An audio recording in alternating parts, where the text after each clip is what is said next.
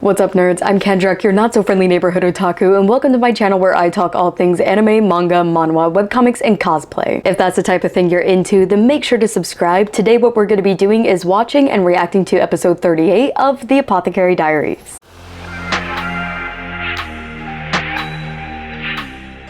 As always, if you haven't seen episode 38 and you don't want to be spoiled, pause this, go back and watch it, and then come here because obviously, as I watch and react and provide commentary for the episode, I will be spoiling what happens throughout it. But without any further ado, let's get into it. Poor Lishu just keeps catching strays. First, her ladies-in-waiting constantly set her up for failure, and now there's a ghost haunting her bath? Sweet baby girl has done nothing wrong. She does not deserve this. Oh, this is Mamao's first interaction with Jinchi since the frog episode, isn't it? The way he's just staring at her. Oh, we get the flashback scene. Hell yeah. Again, right there, Girly was fondling him. She was definitely feeling him up a little bit more than just like, oh, is that a frog? You know what that is. Again, you teach the sex ed courses. Not calling it a sizable frog. Oh, not this bullshit again. Jinchi, she felt you up. The least you could do is call Mama by her name. I love Hongyoung and Gaoshin's reactions. They are just so fed up with Jinchi and Gyokyo's bullshit. Finally, he called her by her name. Okay, wait, pause right here. First, to react to that actually being animated. I'm so excited. But I'm also concerned because the reason he hasn't called her by her name so far is because he didn't want to show favoritism, because that would put a target on her back. And now that he's openly calling her name, what's gonna happen to Mao Mao? What other mischief is she gonna get herself into? Because people are now gonna be targeting her if he's openly expressing his favoritism towards her. Also, I know this series isn't a romance, that's more of like a subplot, something that's happening in the background. So these little interactions like this, these little moments where he's calling her by her name and they're touching each other or being playful with each other, ugh, I just eat it up every time. I'm so looking forward to it. The slowest of slow burns, but I'm here for every second of it. What are you gonna seal her lips with, Jinchi? They're so playful. And she's just like, what the fuck was that? Oh, fuck her ladies-in-waiting. How dare they look at our precious sweet little baby angel Lishu with looks of disdain like that? I'm not a violent person, but I want Mao Mao to slap them. And just who the fuck is this old bitch running her mouth? I'm not a violent person, but just her tone of voice makes me want to slap the fuck out of her. You don't need to apologize for anything. Oh, this is the lady that got demoted to poison tester? I hope she gets poisoned. Fuck her. Oh, Lishu was so scared. Oh, her little crying face. I just want to give her a hug. I'm sorry.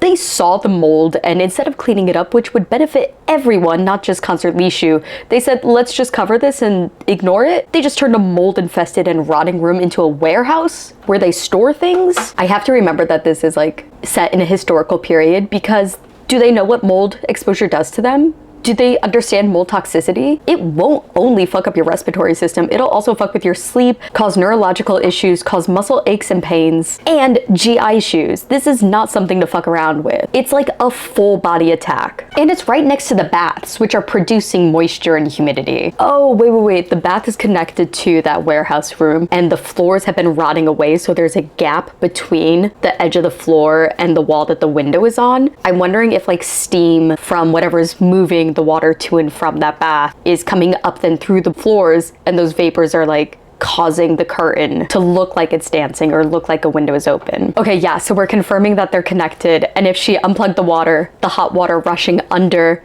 yes.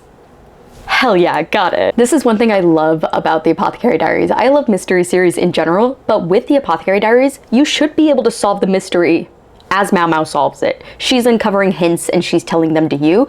You should be able to figure this out. It makes it like a fun little game, at least for me. At least for my little nerdy brain where I'm like, oh, this is what's happening? Let's go. Oh, a little copper mirror. Okay, so now the only thing we have left is figuring out the face of the dancing ghost. We figured out how the curtains are moving, and now Mama's playing around with a copper mirror. That's a family heirloom of Concert Lishu's. So I'm assuming light's gonna like refract off of it and there'll be an image etched into it or something that'll make a face appear. Yes. Oh wait, if it's a family heirloom, is the face that appears Concert Lishu's dead mom's face or like dead relative's face? That's fucked on so many levels. Poor little precious girl got sold off to the pedo emperor at like 4 years old. Her mom died shortly after she was born, and now she's able to see her dead mom's face in a reflection of a copper mirror that she initially thought was a ghost. I hope she recovers, because Ooh, that's a lot of emotional damage. Yep, basically confirming that it's her dead mom. That's the reflection in the mirror. This series will never fucking not break me. Oh, and poor Lishu. She thinks that her mom appeared as the ghost to scold her. Again, I want to give her the biggest of hugs. She's such a precious little baby girl. I'm glad that on the bright side, this does kind of give Lishu a way to see her mom. Oh, she's so sad. Oh, this bitch again. Someone better slap the fuck out of her. She sees Lishu, someone ranked higher than her, crying, and the first thing she does is try and humiliate her? I don't think so. Isekai me into this series so I can throw hands with this woman. Get your fucking hands off of her heirloom mirror. Why is not a single person attempting to step in? Or at least say like, know your rank, you're out of line. And she's getting even cockier? Come on, Lishu, let's go. Hell yeah, let's go. Oh, she's just taking it back. I'm glad she stood up for herself though. But I really wanted her to hit her. Let's go, Jinshi, color the fuck out. Oh, and the hairpin from earlier that we looked at. Ooh, I love Jinshi's facial expressions when he does this. He's so diplomatic about how he's always presenting himself that ladies are often still entranced by him, and it takes a while for his words to click in like it is here. Oh, but when they finally do click, she's gonna regret it. I hope she gets on her knees and begs. There it goes, it clicked. Finally, someone calls her out on her status and rank. Oh, and she fucking kneels. Hell yeah, bitch. Not to beg, but just in shock. I'm so glad she prostrated herself, though. Oh, we get to see Cat Mau Mau again. It's so cute. Mau Mau. Asking about how they determine if someone's a eunuch or not when they enter a palace and they say there's a physical exam. She just does the grabby hands. You certainly grab something, but I don't think that's what they're doing to everyone. If the only men who can enter the rear palace that aren't eunuchs are the emperor relatives, come on, put it together, Mau Mau, put the pieces together. God damn it. She was so close. She's just gonna keep lying to herself though. Oh, the new eunuch that looks just like s2e14, who we simply brushed past last episode without nary a mention. You guys cannot tell me you looked at the new eunuch and looked at s2e14 and didn't go, that's the same person. Show them again, because I know that new eunuch looks just like s2e14. Unless she has a twin, that is her, just dressed up as a man. Oh, come on. That's obviously s2e14. Look at them.